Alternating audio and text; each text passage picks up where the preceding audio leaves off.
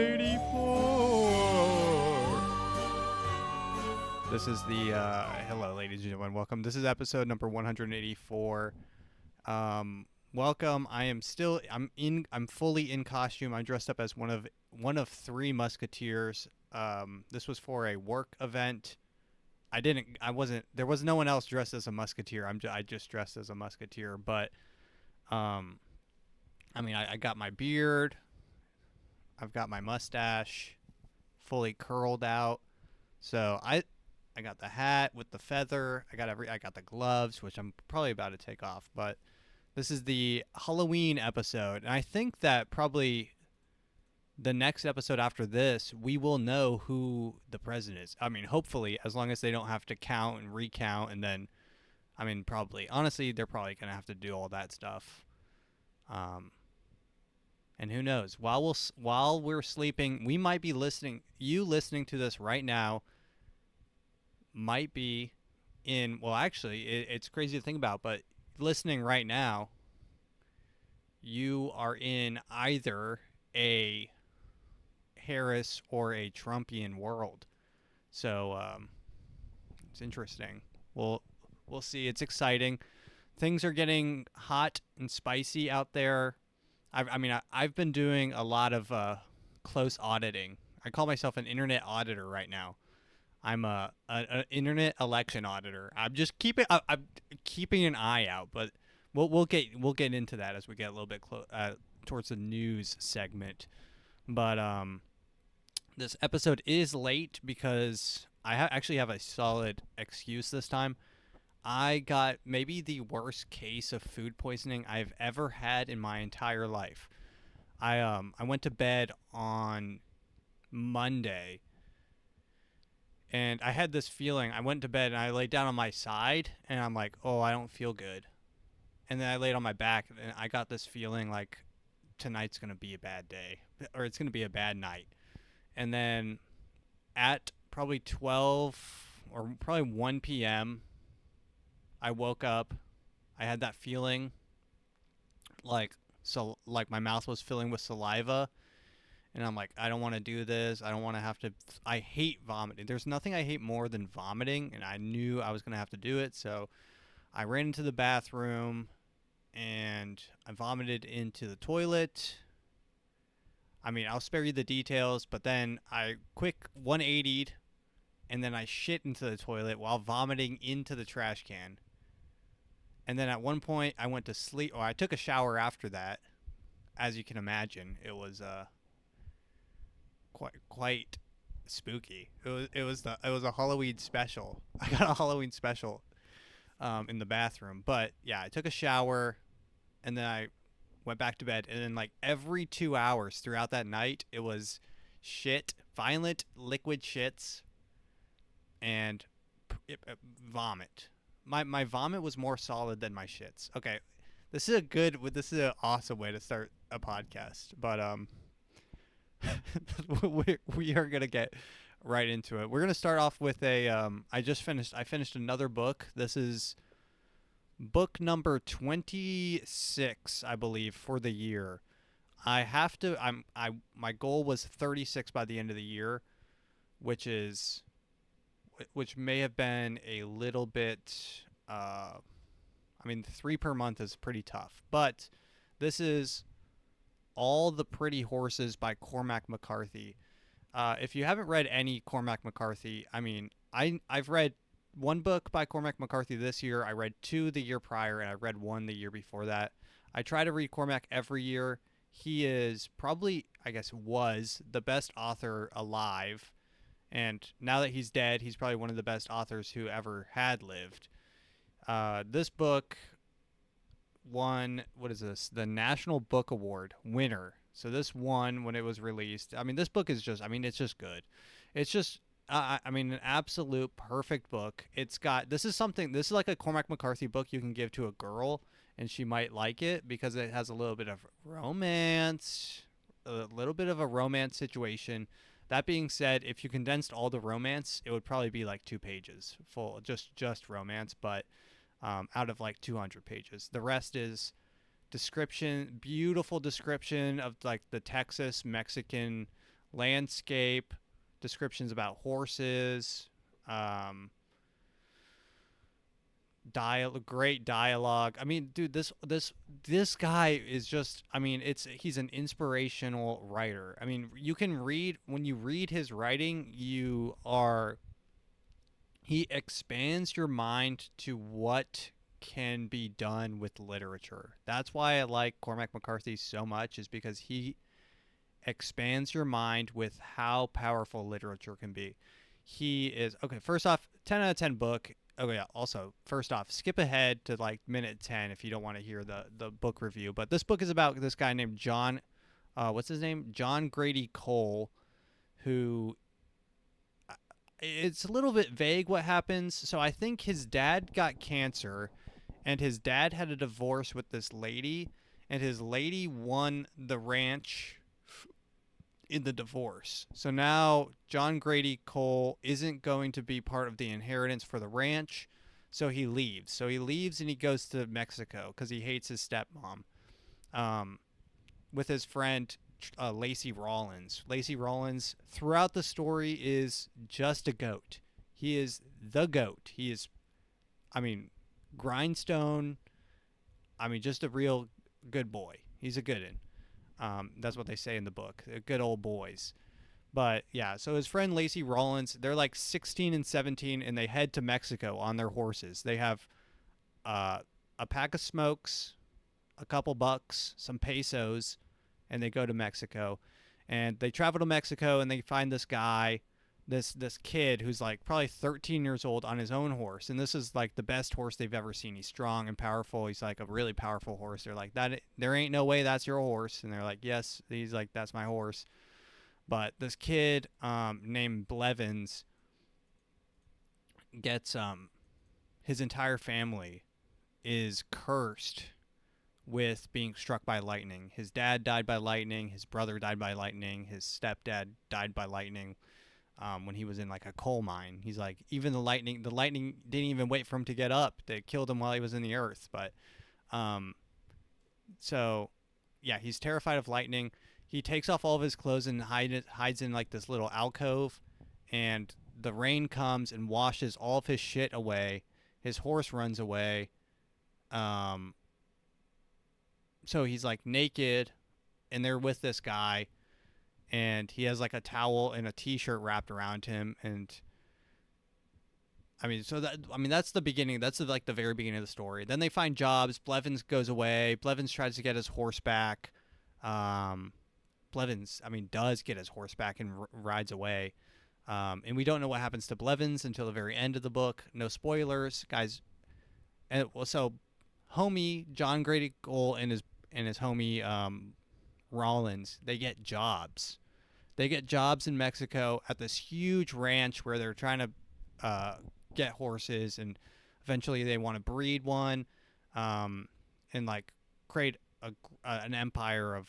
It's like this rich person's house, and he's like breeding horses, and they're collecting horses. They're like going out. They're like ranchers, pretty much. They're good old cowboys out there. And he gets a job, and he's trusted. He goes to the guy. He's like, I bet I can break all those horses within the 3 days. He's like, bullshit. You can't break those horses in 3 days. And he breaks the horses in 3 days. Breaking is when you make them able to be ridden. And he rides them, and he breaks all 14 horses. And then he's like, all right, you got a job, and your friend's got a job. So then they go and collect horses, and then they green break them, which is when you break them, the very first phase of a broken horse. So, I'm not going to describe the whole story, but that's where it starts off. So if that gets you interested, and from there they go to prison. The whole thing is, it is a great story. It's an adventure from the very beginning. It's like had me. The last 100 pages, I think I read straight through. It's just a good story. But and the writing. The writing is some of the best I've ever read in my life. I'm just going to flip to a random page. Sometimes I highlight parts that I really like. So let's read this. Here we go. The wild and frantic band of Mustangs that had circled the Potrio that morning, like marble swirled in a jar, could hardly be said to exist, and the animals whinnied to one another in the dark and answered back as if one among their number were missing, or something. Maybe that's not the best one, but he walked up and back, his feet left cold, wet tracks on the polished stones that sucked up and vanished like the tail of the world itself. I mean, like, it's not even necessary for him to be writing this well, but he is. He counted in his heart the hours until the train would come again from the south, which, when it pulled out for Torion, would either take her or would not take her, and he told her that if she would trust her life with his care, he would never fail her or abandon her, and that he would love her until he died, and she said that she believed him. That's their little love interest. I mean, it's just a great, great story. Oh, here's one I put a star next to. She had cared for his mother as a baby, and she had worked for his family long before his mother was born, and she had known and cared for the wild Grady boys, who were his mother's uncles, and who had all died so long ago. And he stood holding his hat, and he called her his abuela, and he said goodbye to her in Spanish, and then turned and then put on his hat and turned his wet face in the wind, and for a moment he held out his hand as if to steady himself, or as if to bless the ground there, or perhaps as if to slow the world that was rushing away, and seemed to care nothing for the old or the young or the rich or the poor or dark or pale or he or she, nothing for their struggles, nothing for their names, nothing for the living or the dead. I mean, there's no reason a book about a guy and his best friend going to Mexico to get jobs has to be this poetic and beautiful. So, I mean, guys, just go read this. Go get it. Go to any secondhand store and just look at the books until you find one that says Cormac McCarthy. I found this book at a Goodwill. They show up. You just have to be on the lookout. Look for Cormac McCarthy. Pick any of them up. They're all just so good. Outer Dark, The Road, No Country for Old Men. I mean, these books are legendary.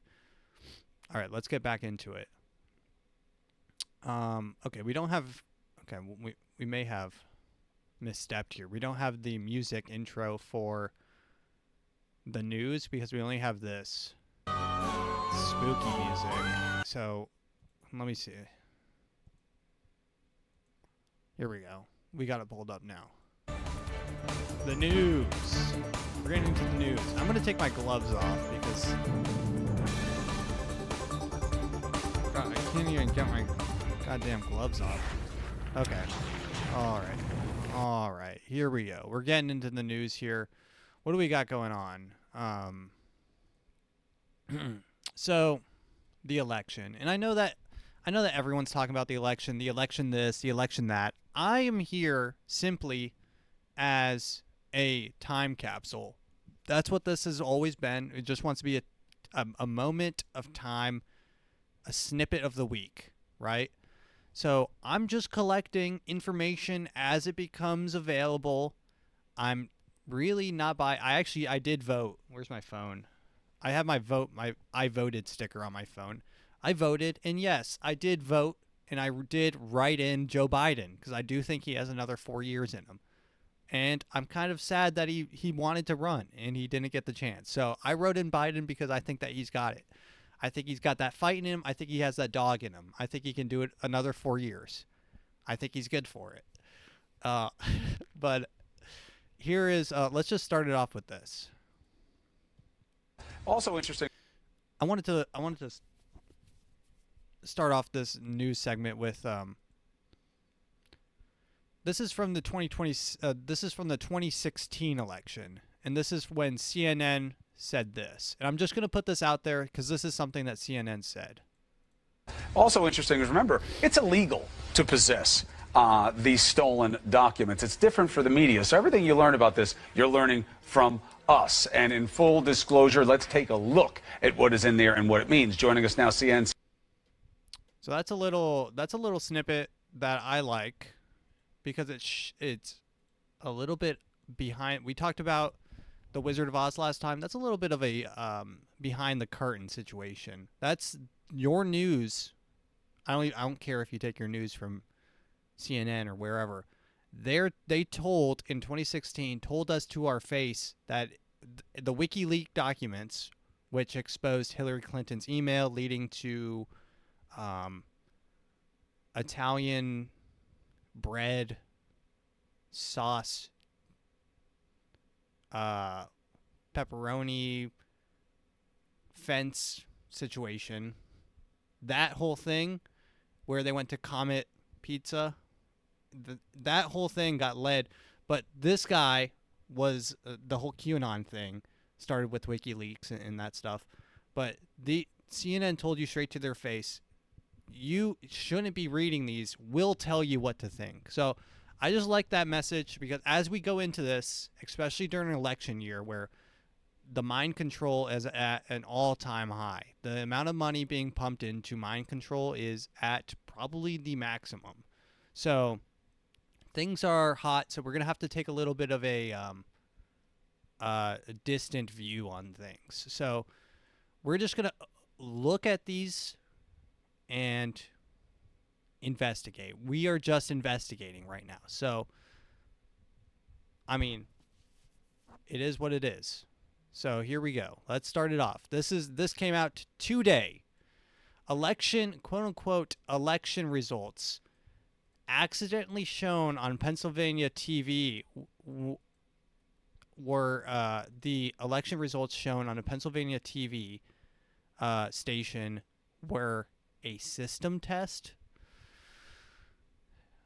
So this is in Pennsylvania, probably the state that will determine who is the president. Most roads, both of their roads to presidency go through Pennsylvania. So whoever wins Pennsylvania wins the election, unless Trump can win either Michigan or Minnesota. I think. Well, I doubt that he wins either of those. But we're not going to even talk about this because we don't have a preference.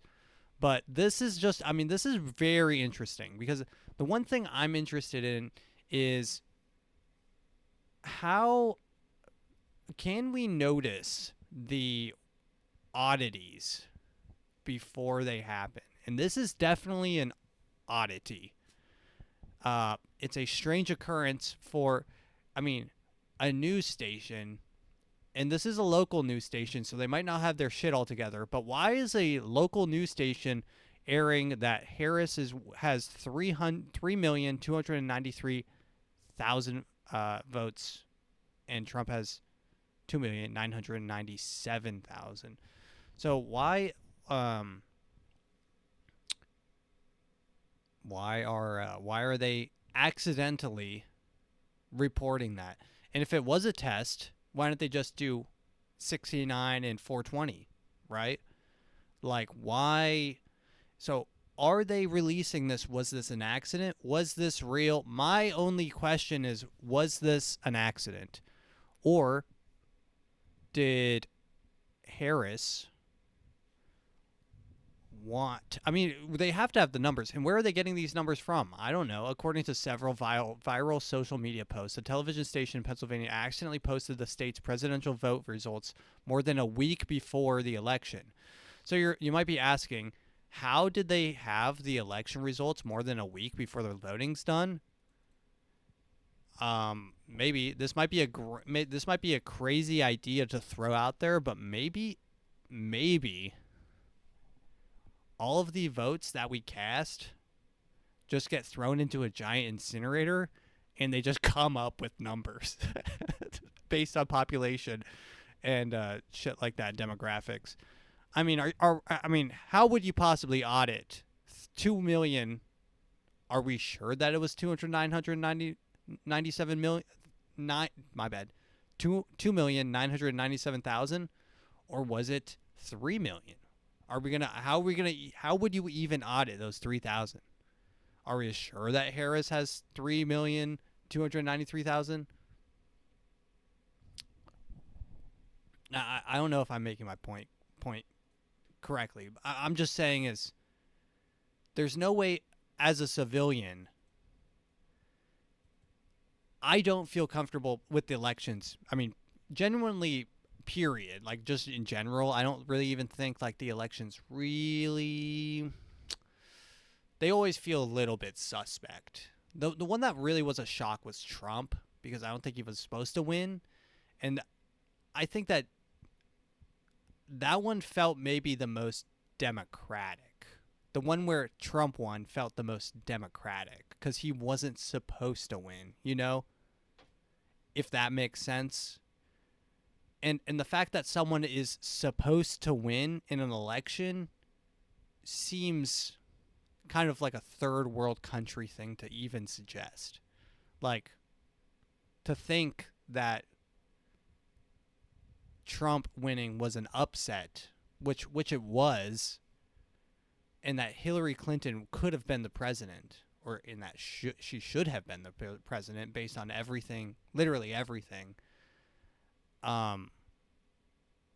makes me think that maybe the deep state took a year off. Maybe they took a year off, or maybe they don't exist. That's the only thing. I mean, if Trump won again, my idea, so my philosophy is that if you're able to run for president, you have been let into that position by someone, somewhere, somehow, right? Whether you're compromised physically through some sort of honeypot operation, or you're bought and paid for by someone's in your pocket, i.e., maybe perhaps AIPAC Jewish money, mayhaps. Or maybe, what's a third option?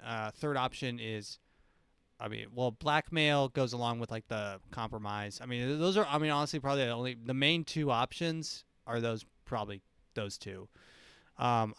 And if they don't like you, they will fuck you over. You've seen what happened with Bernie Sanders. He got completely, I'm pretty sure he got railroaded during his election. They're like, I don't remember exactly what happened, but I know there was some weird fuckery with that.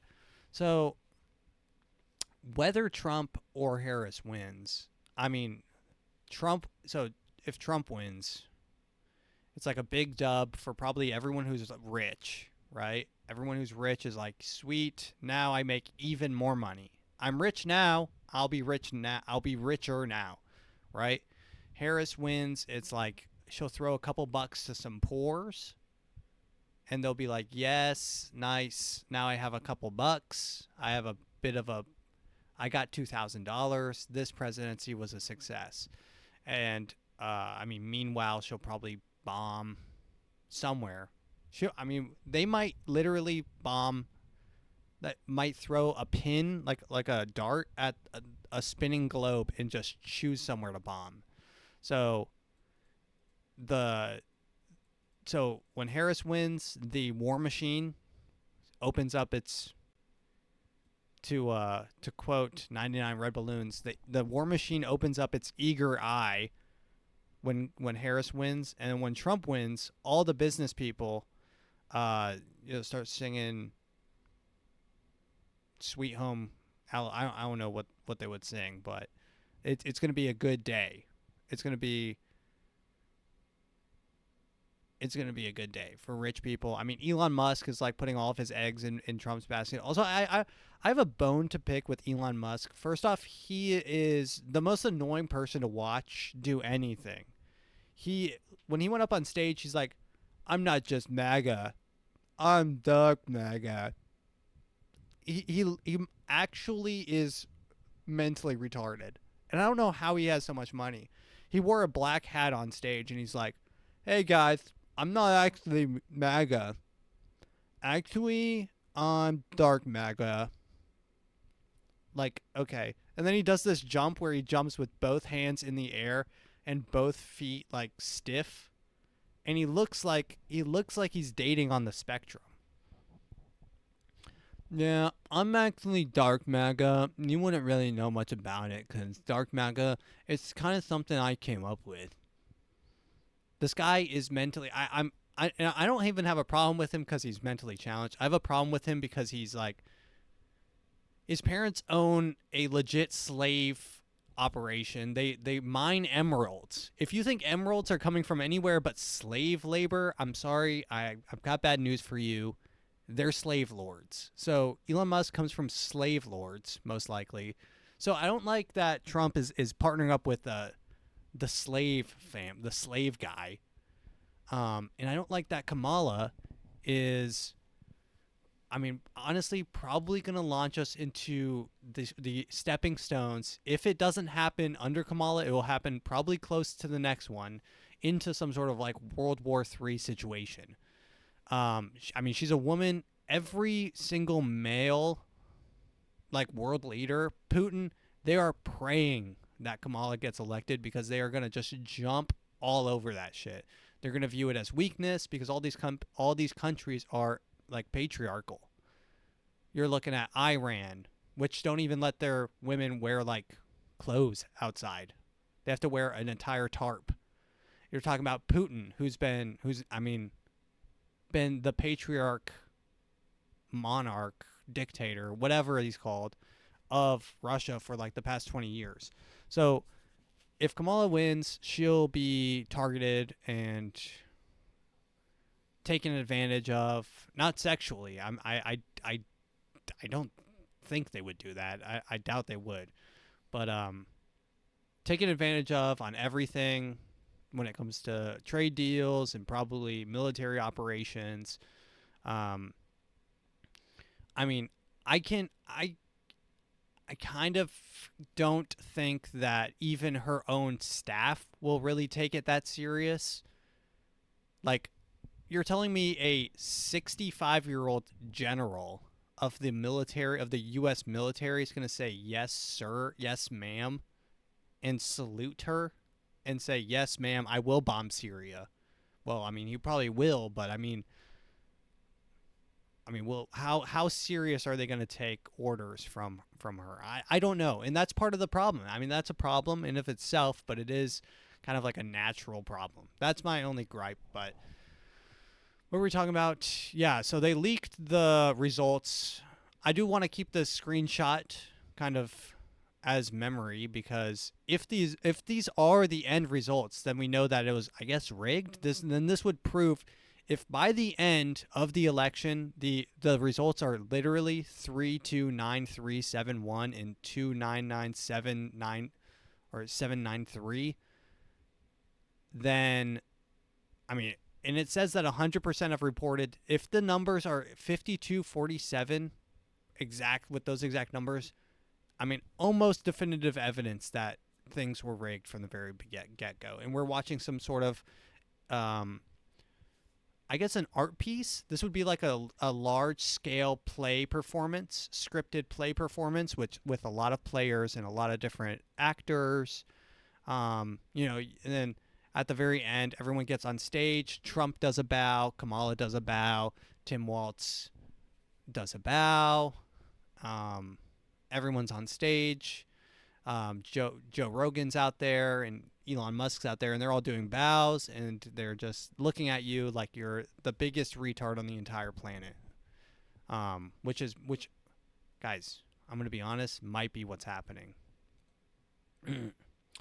So some more interesting things going on with the ballots here. We've got ballot drop-off boxes, fires all over the place. We've got 3 so far. Video shows burning ballots after police say a suspicious device was found next to a ballot box in Vancouver, Washington, Monday morning.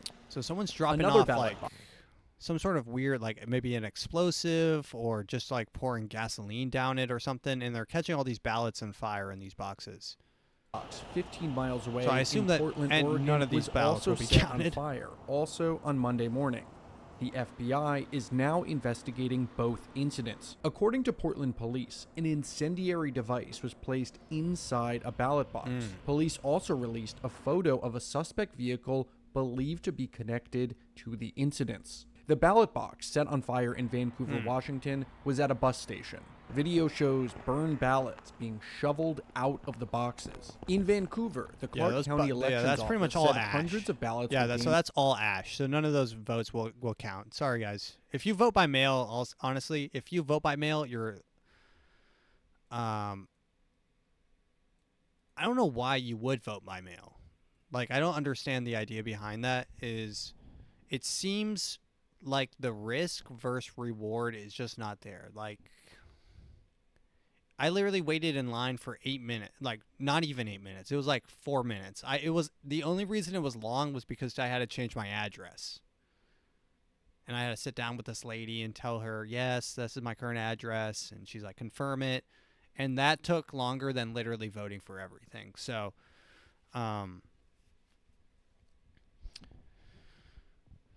yeah, so I think this was one of 3 firebox events. So, I mean, I don't know who's doing this. We don't know if they're for or against any candidate. We don't know if they're possible. So here's my biggest fear with this, and guys, stay with me. We're gonna go on a little bit of a roller coaster. My biggest concern is that this sort of disagreement in the election results is a long con by the CIA. So guys, we're theorizing here. CIA drops incendiary devices into ballot boxes. Now everyone's saying, who is this guy? Why are they doing this? What's going on? At the very end, they find the guy. Turns out to be some patsy, of course, someone that they set up. And he is, drum roll please, he is let's just say, for this example, he's a Kamala voter, right? So he's been setting fire to ballot boxes because he wants Kamala. I really don't know what the motivation would be. But so now Kamala voters are all upset. And guys, you can look at this the exact same way. Say let's just say he was a Trump supporter. Now everyone's saying, oh, he's trying to rig the election. And now they're sowing this weird idea that the election is being interfered with. We're getting little drops, little nuggets, and then at the very end, there'll be this major thing where maybe Trump wins in some sort of weird situation where the votes, like what happened in 2020, is going to happen in 2024. But now, this time, it's going to be, like, for real. They're going to have, like, weird evidence, and they're going to have actual people behind it. Just, I think that the worst thing that could happen is some sort of major fraud alert. And then one side hates the other side, and we get some sort of another J6 incident, but not J6. We get a real event. J6 was kind of just a tour. I mean, one girl did get shot in the face, but from what I saw, it looked mostly chill, like a bunch of people kind of out there setting off fireworks, flags, yelling.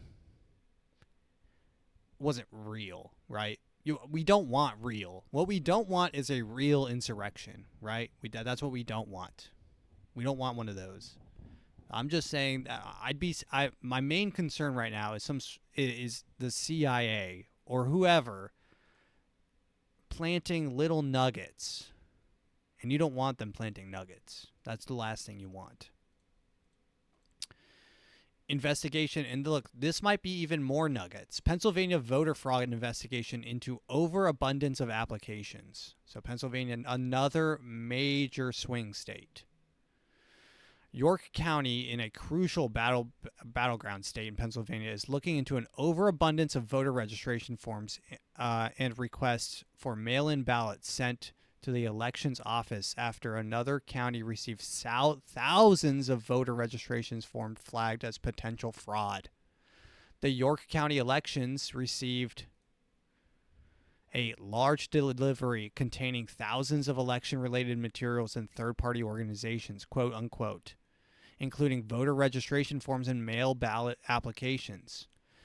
As with all submissions, our staff follows a process of ensuring all voter registrations and mail-in ballots requests are legal.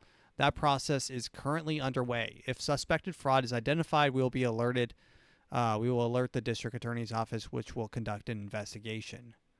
We are working through the process of the process that information, which we expect will be completed by the end of the day, Tuesday. At that point, any major or any potential or suspected fraudulent materials will be turned over to the U.S. District Court Attorney Office for investigation. So, and this isn't the only one. There was another one, too. So, I mean, let's look at this nugget.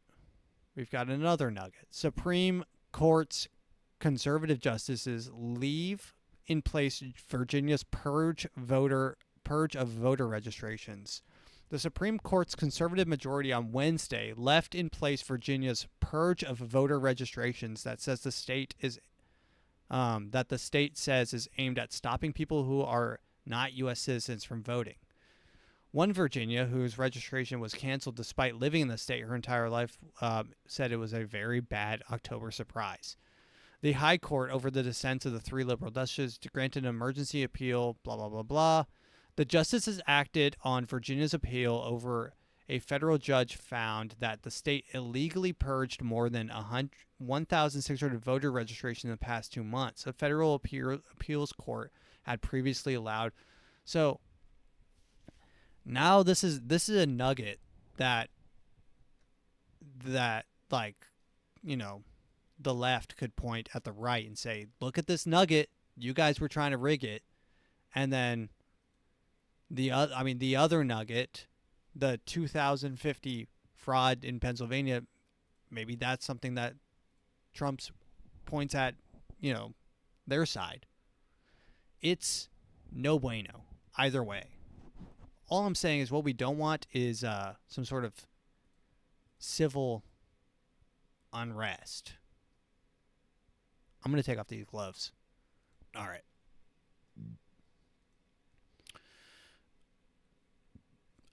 Yet more nuggets. More nuggets. Kamala's Reddit control busted. Kamala busted the inside story of how Kamala Harris campaign, Kamala Harris campaign manipulates Reddit and breaks the rules of control on the platform.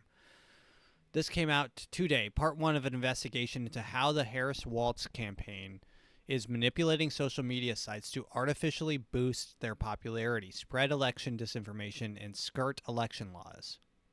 So this is a full-fledged investigation into, I mean, this is full-on misinformation, election interference, attempts at rigging, really. For years, many have suspected that Democrat political candidates may be filling social media with fake posts to deceive the public and make their campaigns and causes seem more popular than they actually are.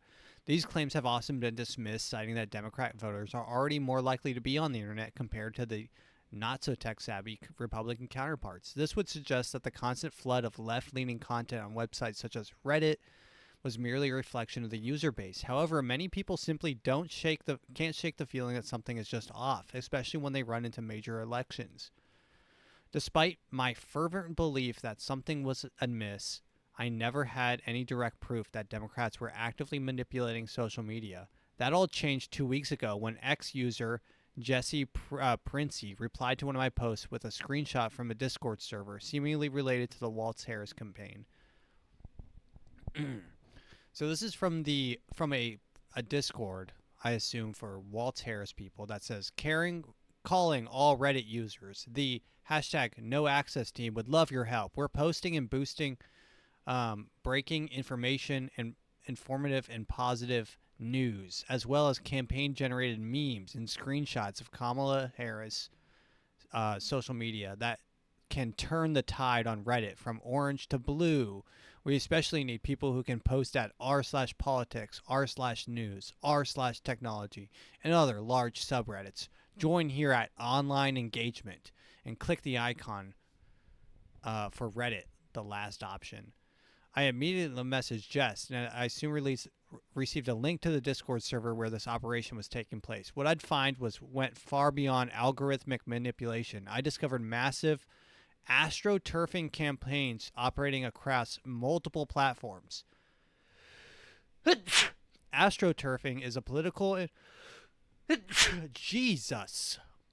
Astroturfing is a political and marketing term that describes creating swarms of coordinated and or paid messaging that posts that deceptively create illusions of support from ordinary people. Essentially, astroturfing is the opposite of grassroots support. So, and we all knew this. This isn't news to me, at least. This isn't news to me. Everyone is like, the Kamala's so brat. Isn't she so brat right now? Who in their mind thought that that was a grassroots operation? You have to be out of your gourd to think that Kamala being brat or the Kamala feminim what was the thing? What do we need right now? A femininomenon. If you thought that was organic and grassroots, if you thought anything about, and this is my main gripe with Kamala, is there is almost zero about her that is grassroots. Almost zero. I haven't even heard her say anything that I don't think was scripted. That's my main problem. I don't know who she is. Someone needs to give her LSD and acid and have her chill out a little bit. Someone let her chill out a little bit. They need to definitely not interview her while she's on acid, which would be funny, but she needs to, maybe get her some weed, and she needs to go on Joe Rogan and smoke weed is what needs to happen. She needs to loosen up. She needs to talk from the heart, if she has one, and say what she's actually feeling and thinking. Because I don't know. I don't know what she wants. I think this is my interpretation of what's going on with Kamala. She will say and do anything to get votes, to win the election. She doesn't care about she doesn't really have any standards. For instance, this is my view. If she wasn't running against Trump, would we understand more about what she's about? Or since she's running against Trump, she's just saying anything and everything to get more votes? I don't know. But apparently this is like the closest race of all time. The all-time race. This is we're down to the wire. I don't even know if that's true. I can't, because of all this astroturfing and everything on the internet is full of bots and NPCs out there posting on the behalf of the Harris campaign. It's been compromised. The credibility of everything has been compromised. I don't know if this is a close race. Maybe they leaked that thing to show that it is a close race, but maybe they leaked that thing on the news, our very first news thing here. Maybe they leaked that on purpose to show that, wow, Kamala's ahead. Maybe I should vote Kamala because I want to be on the winning side. Maybe they leaked that on purpose. I don't know. I literally don't know. This is why things like this break people's brain, because I don't know if anything is real. I don't know. I can't trust anything.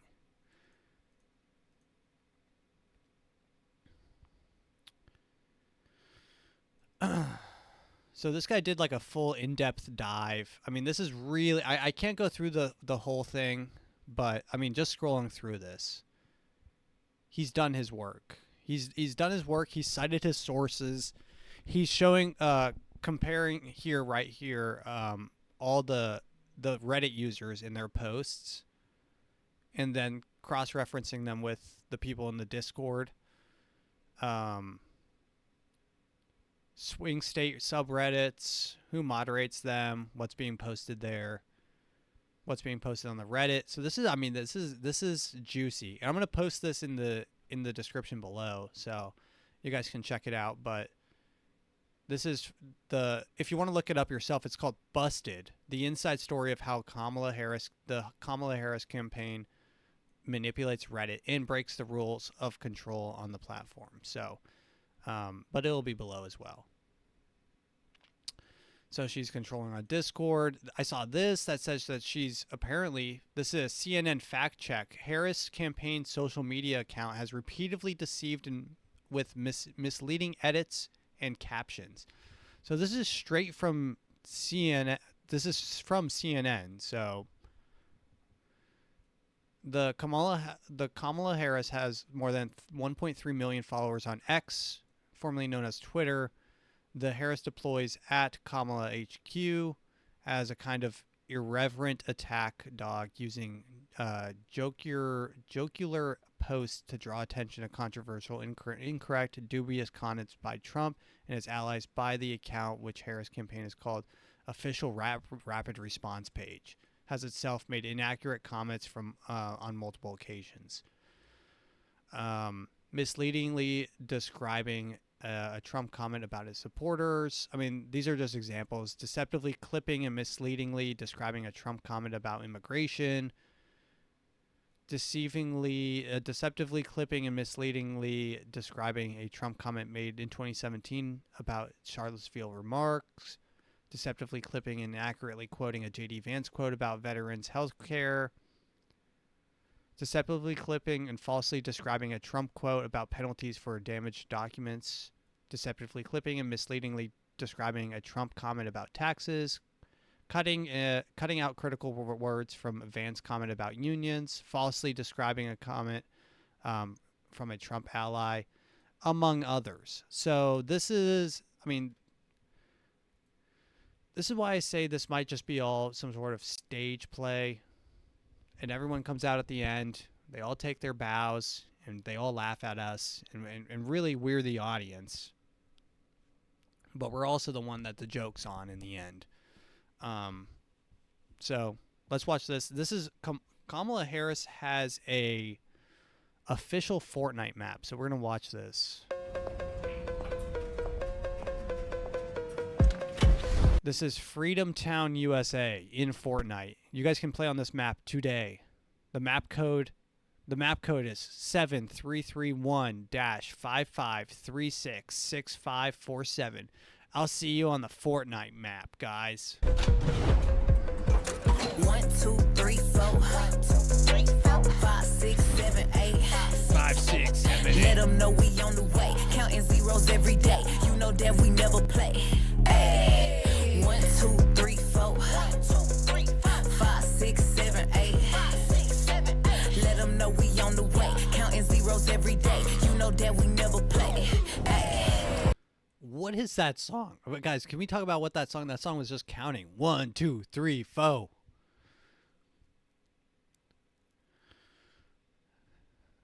Someone said this is definitely going to get the 8 to 15-year-olds into the polls. Yeah, I mean, who are they targeting with this? This is like when, does anyone remember when Hillary Clinton said Pokemon go to the polls? That's giving me Pokemon. Fortnite, make sure to Fortnite build to the polls. Crank 90s in the polls. Yeah, I mean, I don't know. I will check out the Harris Fortnite map. What if a kid shoots up the Harris Fortnite map? Like, I assume Fortnite it is a shooter, right? So that's what they're supposed to be doing. Maybe the guns are turned off, but it's also pretty funny because Harris is maybe more right than Biden. I mean, she's like, well, maybe, I don't know. I do know that she says, she's like, yeah, I own a gun. She's like, I have a huge Glock. I keep it in my. She's like, I hold it sideways, but you know, so I don't know. Maybe maybe you can shoot, and maybe you can shoot each other in the Harris map. Either way, I'm going to go find out. All right, now that we're off of election stuff. It's a full moon outside. The weirdos. Oh, great. Okay. So, I mean, and the election stuff, guys, this is the end. This is the end. This is the last stretch. By this time next week, we will know. Hopefully, we will know. It will be interesting. I personally, and also, you can bet now. So, Robinhood actually opened up betting on their... Did I even clip that? Yeah, Robinhood opens up presidential election trading. So you can now trade Robinhood, the app. First off, I hate Robinhood because it stopped trades on... do not use Robinhood anymore because it stopped trades when the trades were non-beneficial to them. They literally stopped people from being able to sell their GME funds to let the big banks get out. How is that fair trade? How is that fair trade? I'm not even over that, but that's beyond the point. The company said that it's launching a presidential election event contracts starting Monday. It said an event contract allows participants to trade on how specific events will turn out, such as whether the candidate will win an election. So this is a pretty interesting precedent because now Robinhood might be able to gamble instead of putting your money into Lockheed Martin or putting it into Northrop Grumman. You can just skip the middleman and bet straight on who's going to win in the Ukraine and Russian war, or who's going to win in the Palestine and Israel war. You can just skip the middleman and go straight to those battles. I'm going to put $100 on that Israel wipes Palestine off the face of the planet. Robinhood, will you take my money? Robinhood, will you pay me out on this, please? No, I would kill myself if I had to make that bet. But people will. That's the point.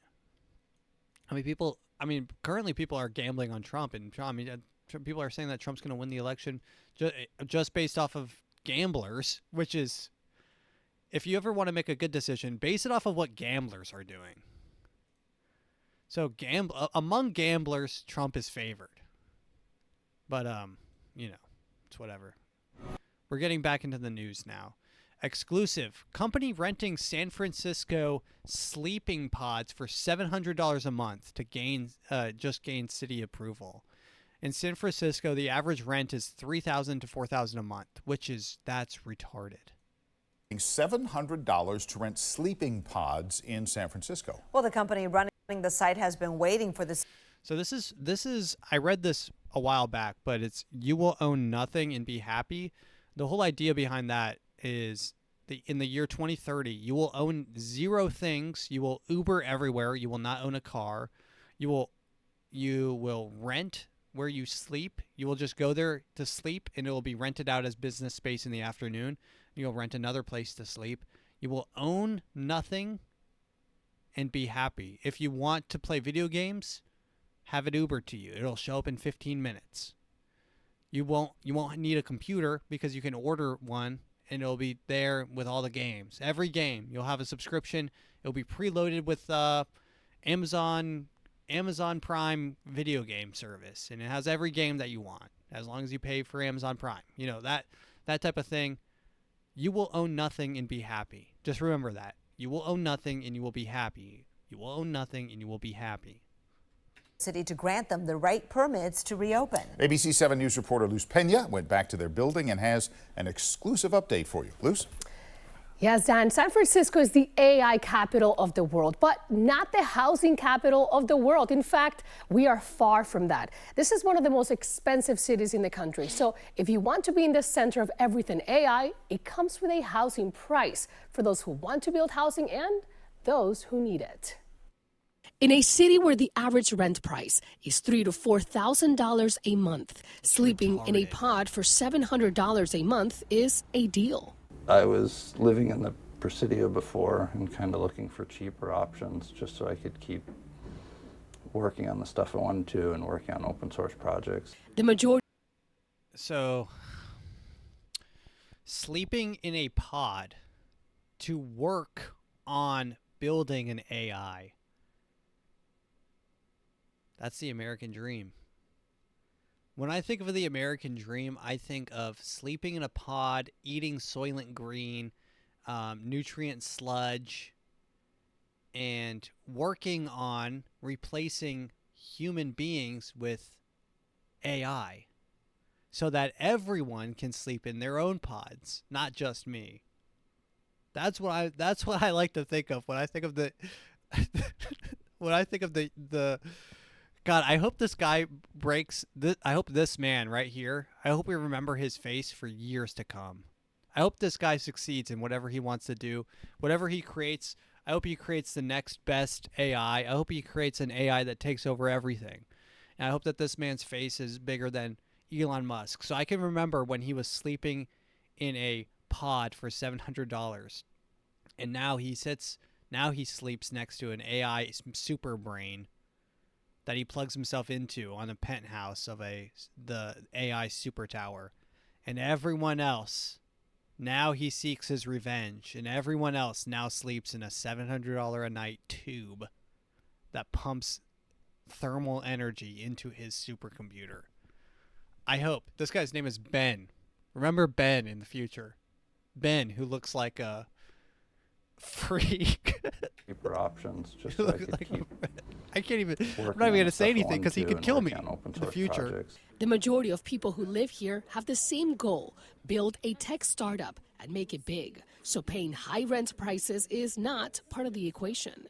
I'm originally from Shenzhen, China, but I just graduated from University of Illinois, Urbana-Champaign, and then moved here after graduation. How did you find this place? I found it through a friend. He actually lives here right now. But after this housing Yo, my friend. Yo, dude, you have to check this place out. It's so sick. You can sleep in a pod and you get up and you get to make AI.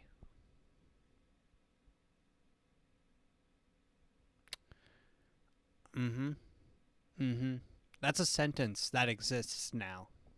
concept went viral in 2023, many here were at risk of losing their housing because the city said the people running it didn't have the right permits. There was actually never anything illegal about the pods. It was just that we didn't have a change of use because this building used to be a bank. For the first time, we're hearing exclusively from the co-owner of Brownstone Share House. So, I mean, yeah, so we're one step closer to all sleeping in tubes. And the fact that they're not even like homeless people sleeping in tubes, it's people that are trying to do tech startups. They're trying to create the next big AI. They're trying to create the next big chat GPT. And they're sleeping in a tube. People aren't centered. So many people aren't centered, and I don't even know how to describe it. They aren't satisfied. No one is ever satisfied. They're always willing to sacrifice the now for for whatever's next. So they're sleeping in a tube now so that they can create an AI that will replace everyone then.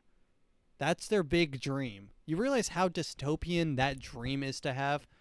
Hey, what's your 5-year plan? Well, hopefully for the first 3 years I'm sleeping in a tube, and then for those 2 years on the last 5, 2 of the last 5 years, I plan to have my business do $1 billion and replace 50 billion jobs. Okay, nice. Good job. Good job, dude. You succeeded at being the worst human on the planet. Is there going to be a word, and guys, I don't know if this is a slur, what I'm about to say, but it might be. But is there going to be a new word for...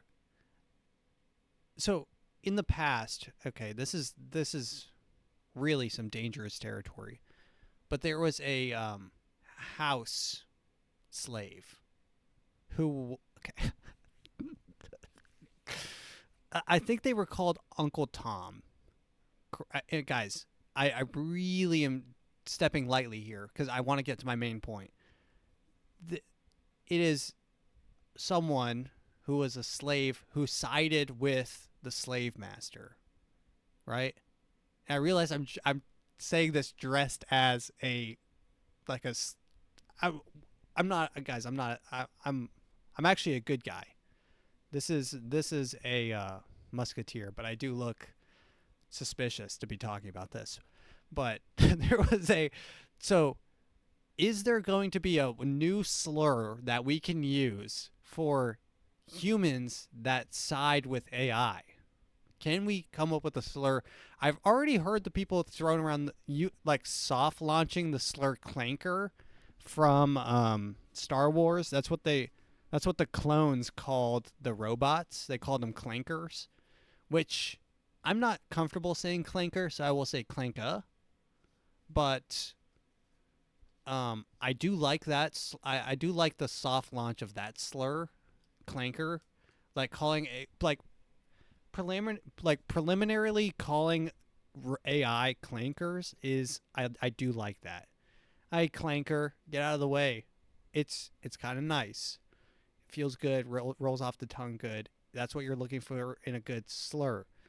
I want a slur for to call the humans that side with the AI. Because there is sort of a backstabbing, anti-human, transhumanist, like, sort of, like, this is what I would want to call Elon Musk, who's trying to eliminate humans and slowly replace them with AI. I want a slur I can call him. Can someone please in the comments below come up with can we brainstorm slurs to call these people, please? Because they're anti-human, they're anti, you know, they're just, I mean, it's anti-human. It is. You're siding with technology against human lives, and there needs to be a slur for that. And I will stand by that.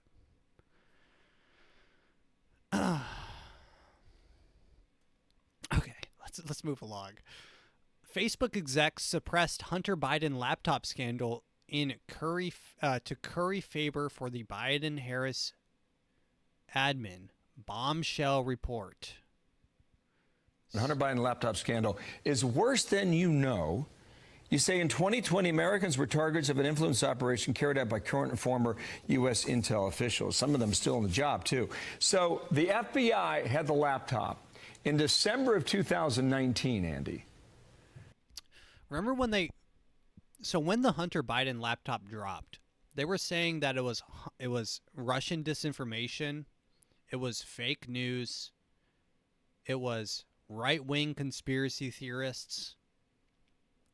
It was everything except what it was. They were telling you it was everything except what it was, and what it was an actual laptop from an actual deviant child of a sitting president. And the president, using all of his tricks and doing everything they thought Trump was doing, Biden, this is Joe Biden, he used everything that he hated on Trump for doing. Used it to protect his children, to do deals overseas in Ukraine, to protect unscrupulous individuals, i.e. his kid, the Hunter Biden, who was doing meth in a ketamine deprivation tank and allegedly sleeping with his niece, and also married his wife's or his brother's widow. Weird ass family. And that was our president, guys, and that was his son, and that was their family. Their family was not good. Right. They said it was disinformation in October of 2020. The election that year was November 3rd. Why is it worse than we know? Well, because they... So that was our October surprise last election, was the Hunter Biden laptop. Hunter or Joe Biden pulled all of his strings, all of his legal strings. He's been in politics his entire life. Pulled all of his strings and all of his friends. He's in with the CIA and stuff. And it's coming out now that he suppressed the Hunter Biden laptop information. This is fact. This is fact. Had it for when they started this business about how, I think it was October 14th, if I'm remembering right, Bill, that the New York Post broke the Hunter laptop story. By that point, the Bureau had the laptop for 10 months. It was very easily verified that it was actually Hunter Biden's laptop. They knew, and the intelligence community knew, that this was not a Russian disinformation operation. This was Hunter Biden's authentic laptop data. And yet, what they did was strong-arm the social media platforms to suppress information about the laptop story. And then the intelligence, the national security agents, those 51 former agents, which included the top officials from the Obama-Biden intelligence community, used that storyline to write their letter claiming that the laptop story was a Russian influence operation, which President Biden himself invoked when Trump tried to raise the laptop in the final presidential debate. And my point is, for months at that point, for at least 10 months, they knew that it was not Russian disinformation. So, once again, more evidence as to everything you know is most likely false. Everything you hear most likely being tweaked or manipulated by someone from somewhere, except for what you hear from me, because this is straight, just facts. This is just facts. That being said, let's go into TikTok time. We're not going to end it too soon. I've been, the last couple episodes have been pretty long. I'm enjoying it. I'm enjoying this kind of like an hour and 10. It feels good. So this is a new TV show called Buy It Now on Amazon Prime, where if you win, you can sell your... So imagine Shark Tank, but if you win, you can sell your shitty product on Amazon instead of anywhere else. So here it is. Also, it's on Amazon Prime. So imagine paying Amazon Prime to watch someone pitch an item that will go on Amazon Prime for you to buy. Chasing it if I didn't believe that the world needs this product. Let's go. Welcome to Buy It Now, the show where aspiring entrepreneurs get the opportunity of a lifetime. You know I'ma get you right. In each episode, the entrepreneurs get 90 seconds to pitch to an audience of potential customers. This is match point, baby. A perfect lighted vanity. Guilt-free ethnic fusion snacks. Popping hand soap. Pick up your game. Hit the 100 customers. Like the product, it gets them in front of our panel of experts. Gwyneth Paltrow, Anthony Anderson. My favorite entrepreneur expert, Gwyneth Paltrow, who created a candle that smells like her cooch. Gwyneth Paltrow, Anthony Anderson. It's Tabitha Brown, Tony Hawk. She got Tony Hawk. Yeah, one of my. What is Tony Hawk? Tony Hawk, you don't need to do this. You're rich enough. Stop. You need to be on a panel with Gwyneth Paltrow, the Goop lady. Anthony Anderson. It's Tabitha Brown, Tony Hawk, Christian Siriano. These panelists are looking for entrepreneurs whose ideas best fit the criteria of the 4 Ps: pitch, product, popularity, and problem-solving ability. I'm going to give you a yes. I want to see it. If our panelists like the product, it goes into the Amazon Buy It Now store. You are the embodiment of what an American entrepreneur is. You're going on the Buy It Now store. God. I mean, and you know for a fact that Amazon is just going to create a cheap, Chinese ripoff of whatever they have on this store and sell it for cheap, and then their product will be obsolete. And at the end of the show, our panel will award one entrepreneur $20,000. That's a lot of money. Oh my God! $20,000. $20,000. They make more than that in Shark Tank. They're getting paid 20% for. They're getting paid $100,000 for 20% of their company. They're selling chunks of their company. These people are selling their product to Amazon for $20,000.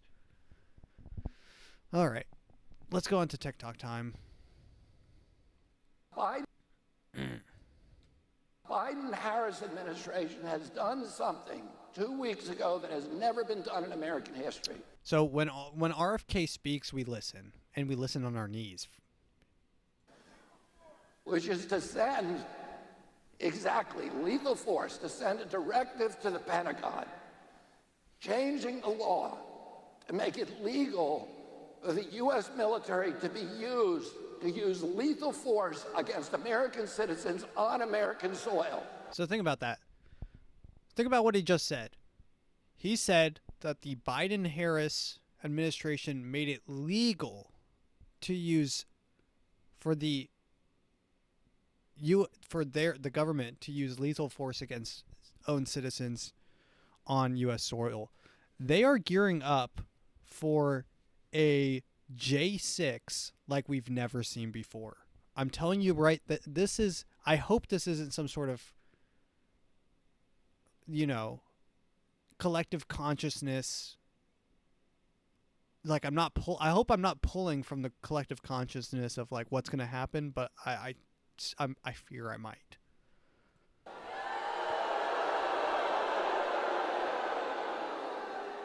Technically, now it's legal.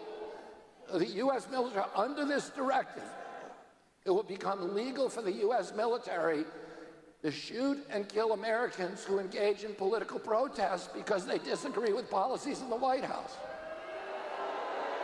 Honestly, I didn't know it was illegal before this, though. I'm not making this up. I'm not making this up. Any of you can look it up. This is a Democratic initiative. This did not come during the Trump administration. This did not come from Donald Trump. It came from the Democratic Party. And that's why I left the Democratic Party. I mean, I love that man. Although I do hate when he's when he's like super pro Israel. All right, let's watch a couple more TikToks. Here's this Came all the way from Japan. This guy, I just love Asian people, dude. Asian people in America are so funny. Oh, I recently went to Dallas. Did I tell this on the last on the last podcast? But I went to Dallas. And I went to the exact place that JFK was assassinated. They have an X on the street. And I went and I looked at I pulled up the Zatruver film on my phone, and I like lined up exactly where it was filmed.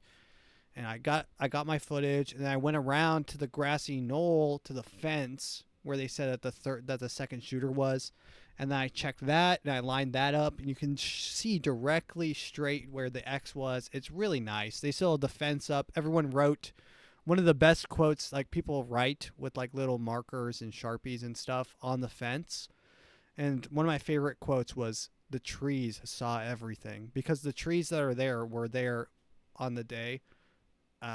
So I like to think that the trees do know the truth. Japan for the Trump rally.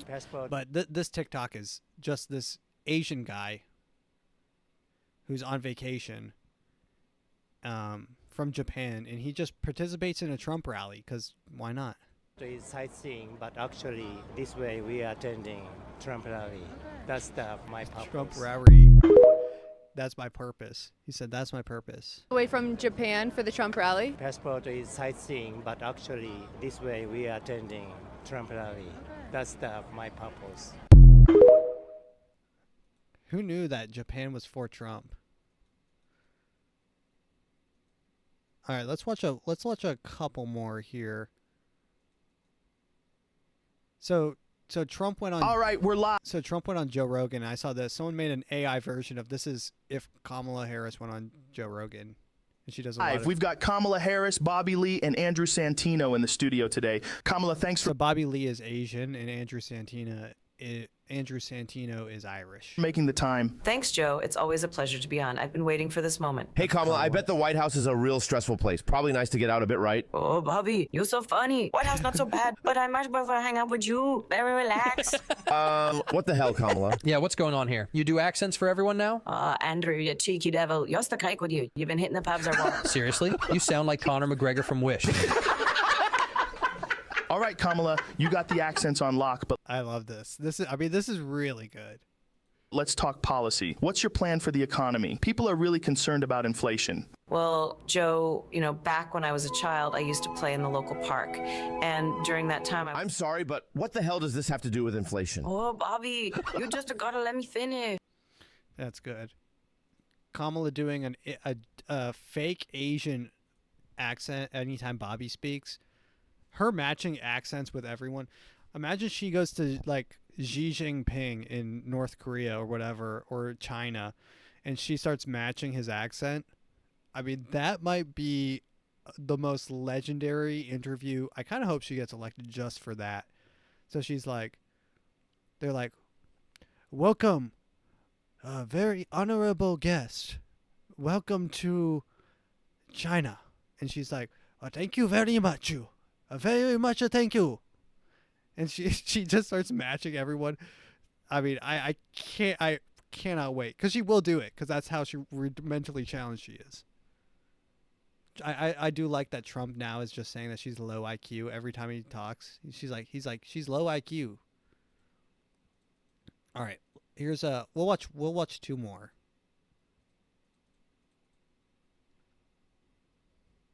Rizzler. So this is Jimmy Fallon, and this is how far we've fallen in comedy.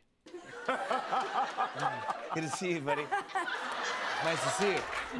Thank you for being here. Now you're known for the Riz face, okay? Yep. Yep. This is what I imagine. Like I saw this, and I didn't even make me laugh for a second. It just made me insanely depressed inside my office. I just watched this, and this kid, his name's the Rizzler, and he eats a chocolate chunk cookie from Costco because he's from the Costco guy group. So these guys, they're like, we're Costco guys. Of course we like our chicken bake.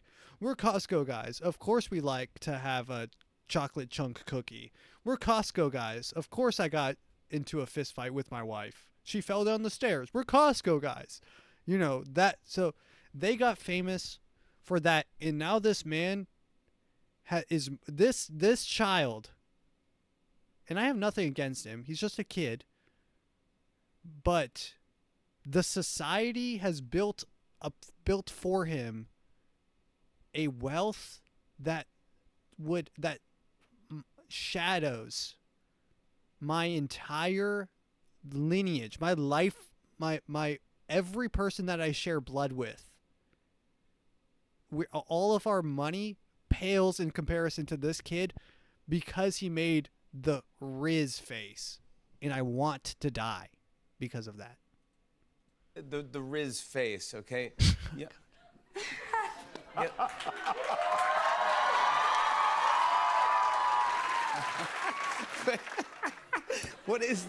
What's the story behind the So basically one day I came home from school and I was like, Dad, I want to make a video. And I was like, this is how to do the Riz face, and then I just did it. And then I just did it. Wait, so you said, Dad, I want to make a video, and then you said, and this is how you do the Riz face? Yeah. But what does it mean, this is how you do the Riz face? Can you teach me how to do the Riz face? So first you put one eyebrow down like this. Ruth, you want to try this too? And then you raise one up. Okay. And then you suck in like this. And then you do it all together. Mm-hmm. And that's how you do the Riz face. I'm doing the Riz face? No, like take the eyebrow. That's pretty good. What's up? What are you trying? You look like you're doing an impression of Robert De Niro. No, I can't. Yeah. I mean, if you watch Jimmy Fallon, it's pure brain rot. I mean, he's gone to Riz Skibbity level brain rot. That being said, we're going to watch a video of a guy who plays 4th and 2. Who plays college football. Big conversion. Nigament takes off to his left. Nobody in front of him. Touchdown, Gorillas. Luke Nigaman rushes it in, his third carry of the game. Huge play for him. He got the ball, found the open space. Fort Hays defense didn't see it happening. And boy, he just took off. He was gone. What a great play call there.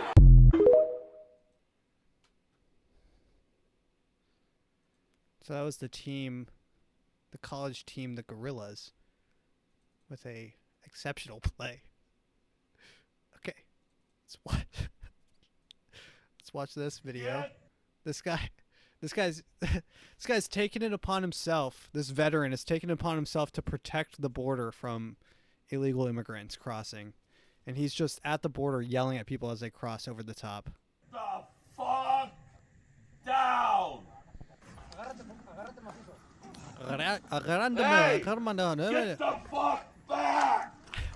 You see this? This is a true patriot. Get back! And he's holding a rock. He's like, I'm gonna throw it at you. Get back! There you go. Get the fuck back! Get down! This is crazy. This is crazy. That's get the fuck back. All right, one more video. Kamala Harris has officially set the world record for shortest flight in a private jet. This flight is only 3 miles long. She took off from Andrews Air Force Base, which is located right outside of Washington, D.C. And this flight is saving her from only a 30-minute drive. So I don't really see the point behind this. And I see nobody talking about how much Kamala Harris flies in private jets. She's recently come out with some policies that are basically banning gas cars. But here she is flying private. And a lot of people might be wondering, well, Nicholas, like, how is she gonna get from point A to point B? She's a vice president, she has to be protected. And I obviously get why she flies private when she is vice president, because obviously people in those positions need security that only comes from private. But before Kamala Harris was vice president, she took a lot of vacations where she would charter Cessna Citation, Gulfstream G350, Bombardier Challenger, and a Falcon 900. But anyway, we are already at the airport. She landed in Washington, D.C. It's a floater. Floater! So that TikTok was the length of her. So she took a 2-minute plane